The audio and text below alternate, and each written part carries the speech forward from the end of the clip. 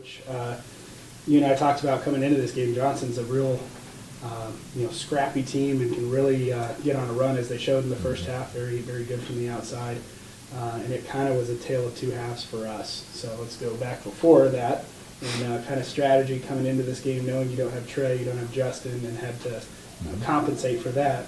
What was the strategy going into that? Yeah, basically, we didn't know a lot about them. We knew they had a lot of new players that they had picked up, and so first game of the year for them, hard to know who was going to do what, and so we basically focused mostly on us. We had a couple of things that they had done in the past that we worked on just to make sure we were ready to defend if they did that. But mostly it was about us and making sure that we were prepared. We knew they were going to press. That was their coach. That's part of what they do. And so, there were times it didn't look like we were prepared for that, but most of the time I thought we did a decent job of handling that.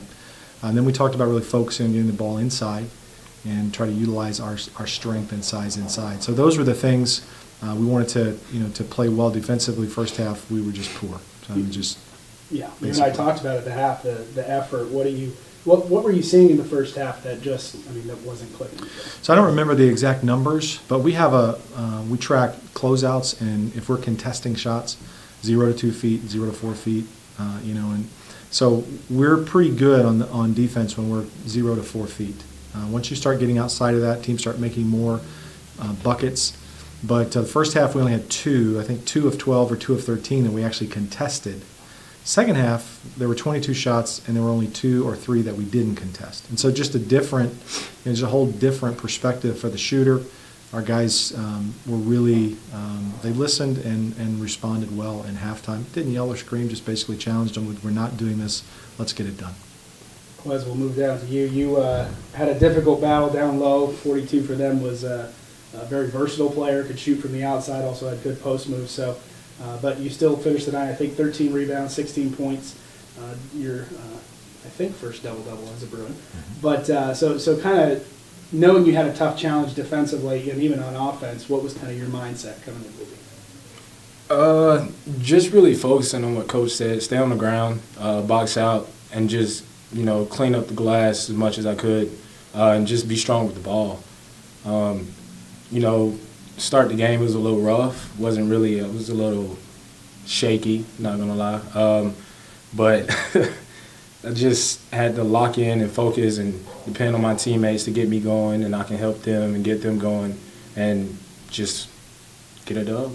It was kind of a disappointing, as Coach had said, disappointing first half for us, but we really got a shot of excitement in the arm there right at the end of the half. Can you take me through that last play? What happened there?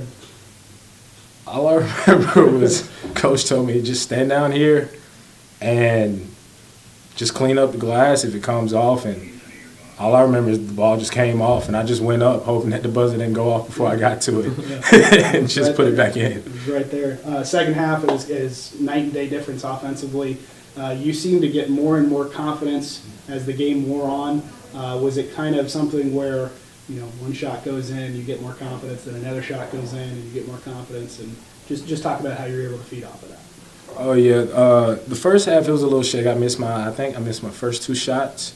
On one of my favorite moves, the little hook shot with the right hand. But once I saw my teammates getting going, I got going, and then I just fed off my teammates' success. He started hitting shots, I started getting into it, even on the bench, just getting into it, get my mind right. And that way, it got me going, and I was able to just get my shot right. Marshall, we've talked about before the impact that the big guy has on the middle here. It's something we, as a team, really haven't had before, and I know it, particularly in this game, really freed you up from the outside. Yeah. At what point in the game, though, did you? I think you were you missed 2 or 3 threes, something like that. At what point was that confidence just there, give you the ball? I have confidence. I have confidence no matter what. I thought I had some okay looks in the first half. A few of them didn't fall, and then after I saw one go in, I stay confident the whole game. But once you see one go in, that just helps a lot. So. Yeah. In the first half, there was a little bit of frustration, I think, from our team in that we couldn't really defensively we weren't putting in, as Coach said, the effort. What are you saying to the guys as you come back down and they knock down another three and you're coming back on offense? What are the things that you're saying to the guys in the hub? Yeah, we just had to grind it out. At the beginning of the second half there, I think it was 33. He hit like three threes right in my face, and I was closing out, and that's always, it's kind of like a dagger. Like, you're playing good D and they're just hitting shots, but we just had to grind it out. And I think after we got a few stops, the biggest thing, the difference for us was our energy. Like around the 16-minute mark, I think we really cranked it up, and that was the biggest difference. We'll come back down here to Coach, and Coach, obviously picking up the first win is huge for any season, but we get 2 more games at home next week as we welcome a couple of teams. What do we got to do between now and then? The nice thing is we got a little bit of a break to get some good practices. Hopefully in. to get healthy. Yeah, exactly. But on that note, let me wrap this up. I really challenged our big guys at halftime. I was very disappointed. 42 was, he hadn't missed a shot, and he had 15 points, and he ended the game with 19. So they really stepped their effort up in the second half and limited him to 4. That was a big thing for us. So kudos to them. And then, Cooper George tonight getting his first start of his career, mainly to guard one of their best players, Kenny White.